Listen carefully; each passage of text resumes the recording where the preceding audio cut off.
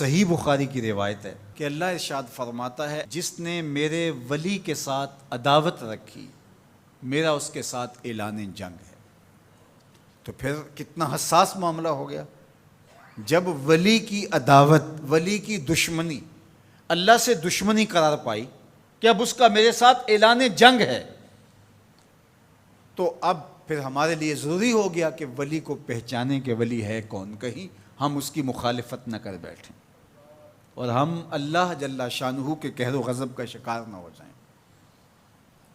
تو یہاں اسی حدیث میں جو بخاری کی میں نے آپ کے سامنے رکھی کہ میرا بندہ فرائض کی ادائیگی کے بعد کثرت نوافل سے میرا قرب حاصل کر لیتا ہے، پھر آنکھیں اس کی ہوتی ہیں، قوتیں میں ڈال دیتا ہوں، ہاتھ اس کے ہوتے ہیں لیکن پکڑنے کی توانائی خاص اس میں ڈال دی جاتی ہے۔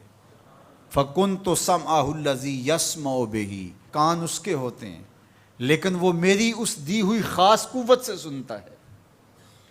ہاتھ اس کے ہوتے ہیں لیکن پکڑائی کی قوت خاص طور کے اوپر میں اس میں ڈال دے۔ پاؤں اس کے ہوتے ہیں لیکن وہ میری عطا کردہ خاص قوت سے چلتا ہے۔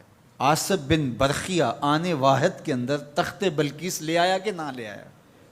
قرآن نے بیان کیا ہے نا، آنے واحد میں 1 مہینہ جاتے ہوئے لگتا تھا، 1 مہینہ آتے ہوئے لگتا تھا۔ حضرت سلیمان علیہ السلام نے کہا کہ بلقیس آ رہی ہے، بس وہ شہر سے باہر پہنچ گئی ہے، تو کوئی ہے جو اس کا تخت لے کر آئے، اس کے آنے سے پہلے حاضر کر دے۔ اور وہ تخت مکفل کر کے آئی تھی، 60 ہاتھ چوڑا تھا، 80 ہاتھ لمبا تھا اور کئی ہاتھ موٹا تھا۔ تو کہا کوئی ہے جو اس کے آنے سے پہلے لے آئے؟ قال عفریت من الجن، ایک جن کھڑا ہو گیا، کہا حضور میں لے آتا ہوں۔ کب لاؤ گے؟ کہا کہ مجلس برخاست ہونے سے پہلے پہلے تخت آ جائے گا۔ بڑی بات تھی، لیکن سلیمان نے کہا نہیں، مجھے اس سے بھی پہلے چاہیے۔ کیا شان ہے، پیغمبر تھے، کہا مجھے اس سے بھی پہلے چاہیے۔ تو پھر کیا ہوا؟ قرآن پڑھیے، قال الذی عندہ علم من الکتاب، جس کے پاس کتاب اللہ کے علم کا کچھ حصہ تھا۔ زبور ساری کا عالم نہیں تھا، زبور کی کچھ آیتوں کا عالم تھا۔ اس نے کہا انا آتی کا بہ، جی حضور میں لے آتا ہوں۔ یہ تو دوپہر تک لا رہا ہے، تم کب لاؤ گے؟ کہا قبل ان یرتد الیک طرفک، آپ آنکھ بعد میں جھپکیں گے، تخت پہلے پڑا ہوگا۔ یہ قرآن نے کہا ہے نا۔ اور ابھی حضرت سلیمان نے آنکھ جھپکی نہیں تھی تو تخت سامنے پڑا تھا۔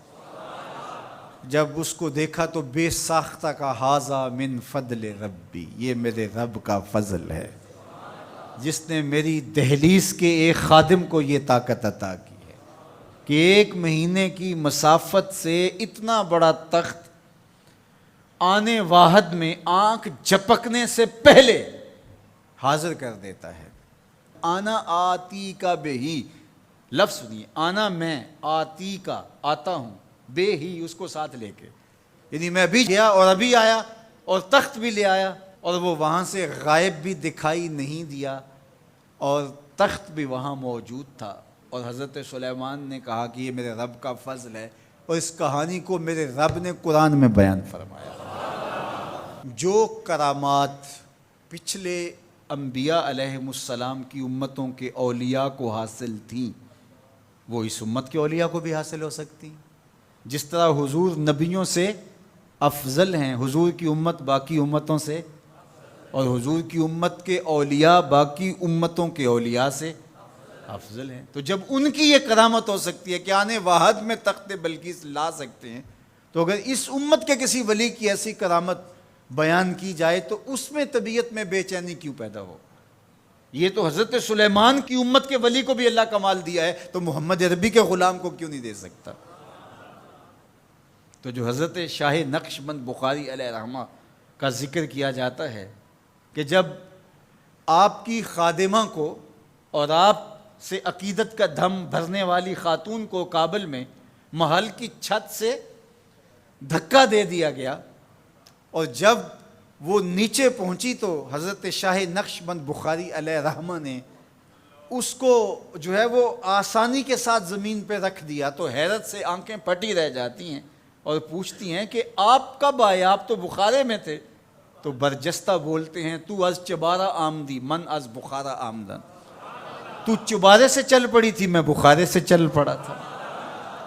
تو یہ حضور کے غلاموں کی شان ہے، اور یہ کوئی جو ہے وہ بعید نہیں ہے۔ باقی رہی بات یہ عقل نہیں مانتی، تو معجزہ اور کرامت ہوتے ہی وہی ہیں جو عقل انسانی کو عاجز کر دیں۔ جو عقل میں آ جائے وہ تو فن ہوگا۔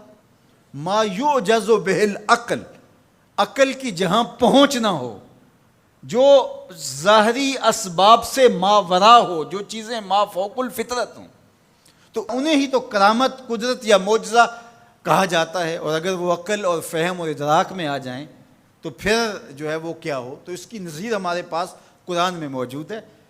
اب اللہ کا ولی کون ہوگا؟ حضور علیہ السلام سے پوچھا گیا، ابن مردوی اور باقی لوگوں نے روایت کیا کہ حضور ولی کون ہے؟ تو حضور علیہ السلام نے ارشاد فرمایا، اذا رؤوا ذکر اللہ، جس کو دیکھو خدا یاد آ جائے، جس کو دیکھنے سے رب یاد آ جائے، جس شخص کی صحبت میں بیٹھ کے رغبت دنیا کم ہو اور رغبت آخرت بڑھ جائے، اس کی صحبت غنیمت سب۔ اچھا، قرآن نے جو ولی کی علامت بیان فرمائی وہ یہ ہے، الذین آمنوا وکانوا یتقون، یعنی ولی کی جو علامتیں ہیں وہ ایمان اور تقوی ہے۔